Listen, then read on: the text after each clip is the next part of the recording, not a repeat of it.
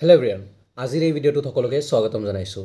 Ishanodaya scholarship 2024 বৰ্ষৰ দুটা ডাঙৰ কনফিউজন লৈ এই ভিডিঅ'টো বনাই আছোঁ। প্লিজ তোমালোকে ভালকৈ কাট অফ আৰু তোমাৰ পাৰ্চেণ্টেজ আৰু মেৰিট লিষ্ট ৰিগাৰ্ডিং দুটা কনফিউজন, প্লিজ ভালকৈ কথাখিনি শুনিবা আৰু যদি নতুনকৈ আহিছা চেনেলটো ছাবস্ক্ৰাইব কৰি ৰাখিবা আৰু ভিডিঅ'টো পাৰিলে লাইক কৰিবা। অ'কে, ফাৰ্ষ্ট কনফিউজনটো হ'ল ঈশানোদয় স্কলাৰশ্বিপ 2024-25 বৰ্ষৰ ষ্টুডেণ্টৰ ফাৰ্ষ্ট কনফিউজন। দাদা, ইমান অসমত 11,000 প্লাছ ষ্টুডেণ্ট 80+ পাৰ্চেণ্টেজ পাইছে, তেনেহ'লে কাট অফ 80ৰ তলত কেনেকৈ যাব? বা আৰু আদাৰ ষ্টেটো আছে, নৰ্থ ইষ্টত আদাৰ ষ্টেটো আছে, যেনেকৈ ত্ৰিপুৰা, মিজোৰাম, ছিকিম, নাগালেণ্ড, মণিপুৰ, অৰুণাচল। চ' শুনা, যিমান ছাপ'জ 20,000 ষ্টুডেণ্ট আছে, 20,000 ষ্টুডেণ্ট নৰ্থ ইষ্টত আছে যে 80+ পাইছে, কিন্তু কি কৰা হয় তাৰে 50% ধৰি লোৱা 50% ষ্টুডেণ্ট ছায়েন্সৰ বেকগ্ৰাউণ্ডৰ বা আৰ্টছ কমাৰ্চৰ বেকগ্ৰাউণ্ডৰ যিবোৰ ষ্টুডেণ্ট, মেক্সিমাম ছায়েন্সৰ বেকগ্ৰাউণ্ডৰ হয়, ছায়েন্স বেকগ্ৰাউণ্ড হোৱাৰ কাৰণে 30 to 50% ষ্টুডেণ্ট কি কৰে, কোচিং কৰিবলৈ যায়। লাষ্ট ইয়াৰ গৈছে, এইবাৰ 2025ৰ ঘটনাটো বেলেগ হ'ব, কিন্তু last year 30 to 50% student coaching কৰিবলৈ গৈছে, কাৰণ স্কুটি লৈ যোৱাবাৰ বহুত হাংগামা হৈছে। 30 to নিয়াৰলি 7,000-8,000 ষ্টুডেণ্ট ষ্ট্ৰাইক কৰিছিল স্কুটিৰ কাৰণে, সিহঁতে এডমিশ্যন লোৱা নাছিল। চ' এডমিশ্যন লোৱা নাই, দেন ঈশানোদয় এপ্লাই কৰা নাই। যদি ঈশানোদয় এপ্লাই নকৰে, দেন সিহঁত এক্সক্লুড, মানে ঈশানোদয়ৰ পৰা আউট। বুজি পাইছানে নাই? ভালকৈ কথা শুনি লোৱা। অসমৰ যিবোৰ ষ্টুডেণ্ট, তাৰে 6,000-7,000 ষ্ট্ৰাইক কৰিছিল যোৱাবাৰ যে স্কুটিৰ কাৰণে, সিহঁতৰ পাৰ্চেণ্টেজ ভাল, 80ৰ ওপৰত বা 90 সেনেকুৱা, সিহঁতে কোচিং কৰি আছে JEEৰ কাৰণে, নীটৰ কাৰণে। সিহঁত স্কুটিৰ কাৰণে কৰিছিল, বাট ঈশানোদয় সিহঁতে নাপায়, কাৰণ সিহঁতে কলেজত এডমিশ্যন লোৱা নাই, সিহঁতে এপ্লাই কৰা নাই। চ' মেইন গ'ল। আৰু নৰ্থ ইষ্টৰ আদাৰ ষ্টেটৰ ষ্টুডেণ্টো তুমি গুৱাহাটীত যোৱা, মেক্সিমাম ষ্টুডেণ্ট যিবোৰ ছায়েন্স বেকগ্ৰাউণ্ড, মেক্সিমাম ষ্টুডেণ্টে কোচিং কৰিবলৈ আহিছে। ST SC যিবোৰ ষ্টুডেণ্ট, মেক্সিমামে নীটৰ কাৰণে, JEEৰ কাৰণে কোচিং কৰে। চ' সেইকাৰণে ইমান এক্সক্লুড হৈ যায়, মানে বাহিৰ হৈ যায়, ঈশানোদয়ৰ এই মেৰিটৰ পৰা বাহিৰ হৈ যায়। এনেকৈ বাহিৰ হওঁতে আৰু এটা ক্ষেত্ৰত বাহিৰ হয়, সেইটো হ'ল ইনকামৰ ক্ষেত্ৰত। কিছুমানৰ মা দেউতা জব, বহুতৰ জব আছে, বহুত 10 to 15% ষ্টুডেণ্টৰ ফাদাৰে জব কৰে। তো সিহঁতৰ ইনকাম চাৰ্টিফিকেট বিল' 4.5 লাখ বনোৱাটো ইম্পচিবল, কাৰণ চেলাৰী শ্লিপ দিব লাগে। চ' সিহঁতো এক্সক্লুড হৈ যায়, মানে আউট হৈ যায়, আউট হৈ যায় এই লিষ্টৰ পৰা। চ' সেনেকৈ কাট অফ কমি আহে। অ'কে, চ' এই দুটা হ'ল মেইন ৰিজন যে 10,000 ষ্টুডেণ্ট কাট অফ কম, 80ৰ তলতো কেনেকৈ আহে। মই ৰিপ্লাইটো দিলোঁ, এইকাৰণে ৰিপ্লাইটো দিলোঁ, যোৱাকালিৰ পৰা বাৰে বাৰে এনেকৈ কমেণ্ট কৰা আছিল যে 11,000 ষ্টুডেণ্ট 80+ পাইছে, হাহা ৰিয়েক্ট দি। তুমি কমেণ্ট কৰিছা, অ'কে, হাহা ৰিয়েক্ট দিব নালাগে। ফাৰ্ষ্ট অফ অল কথা, তুমি সুধিব পাৰা, ইমানখিনি তোমাৰ ৰাইটছ আছে যে মই ভিডিঅ' বনাই আছোঁ, তুমি সুধিব পাৰা, বাট হাহা ৰিয়েক্টটো দি মানে বেকাৰ, মানে এটা মই অলৱেজ ৰাইট ইনফৰমেশ্যন দিবলৈ চেষ্টা কৰোঁ।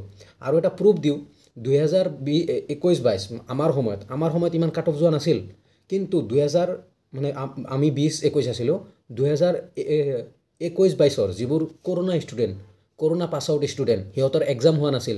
সেই বছৰ তোমালোকে ছিনিয়ৰক সুধি চাবা, যে সিহঁতৰ কাট অফ কিমান হাই গৈছিল। OBCৰে 80ৰ তলত পোৱা নাই। 80% ষ্টুডেণ্ট, 80% পাৰ্চেণ্টেজ পোৱা OBC ষ্টুডেণ্টে সেই বছৰত পোৱা নাই। চ' সেনেকুৱা কাট অফ গৈছে 2021-22ত। OBC ষ্টুডেণ্টৰে চোৱা 80% গৈছিল, জেনেৰেলটো আৰু অলপ 2-3 বঢ়াই দিয়া, ST SC 75 সেনেকুৱা ভাবা। অ'কে, আৰু এটা এইখিনি মই দিলোঁ, প্ৰুফ দিলোঁ।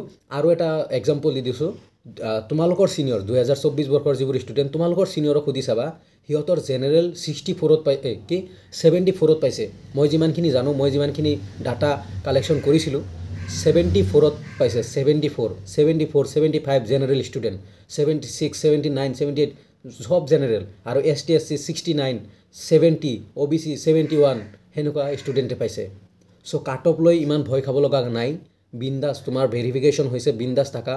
কিছুমানে পইচা পাইছে, তোমালোকেও পাবা অলপ সময় ল'ব পাৰে এসপ্তাহ 2 সপ্তাহ ল'ব পাৰে কিন্তু ভয় খাব নালাগে মেইন কথা জেনেৰেলৰ মোৰ মতে জেনেৰেল যিবোৰ ষ্টুডেণ্ট আছে 75+ আছে যদি ভয় খাব লগা একো নাই আৰু যিবোৰ ষ্টুডেণ্টৰ 80+% 80+ যিবোৰ ST SC OBC যি হওক 80+% আছে যদি তুমি 100% তুমি ভাবি লোৱা যে তুমি পাবা বুলি তুমি হোপ ৰাখা ওকে বিলিভ ৰাখা তোমাৰ ওপৰত যে মই মোৰ ভাল পাৰ্চেণ্ট আছে মই পাম 80% আৰু যিবোৰ জেনেৰেল 75ৰ ওপৰত আছে হোপ ৰাখা যে পাবা বুলি আৰু OBC 70+% আছে যদি হোপ ৰাখা আৰু ST SC এটলিষ্ট যদি 65তো এপ্লাই কৰিছা 65+ত এপ্লাই কৰিছা হোপ ৰাখা আৰু এটা কোৱেশ্চন ডাঙৰ কোৱেশ্চন যে মেৰিট নোহোৱাকৈ মেৰিট লিষ্ট নোহোৱাকৈ কেনেকৈ পইচা দিলে মণিপুৰ আৰু ত্ৰিপুৰাত শুনা ষ্টুডেণ্টে মোক শ্বেয়াৰ কৰিছে মেৰিট নিদিয়াকৈ ক'তো NSP গাইডলাইনত লিখা নাই যে মেৰিট লিষ্ট আগত দিব লাগিব তাৰপিছত পইচা দিব লাগিব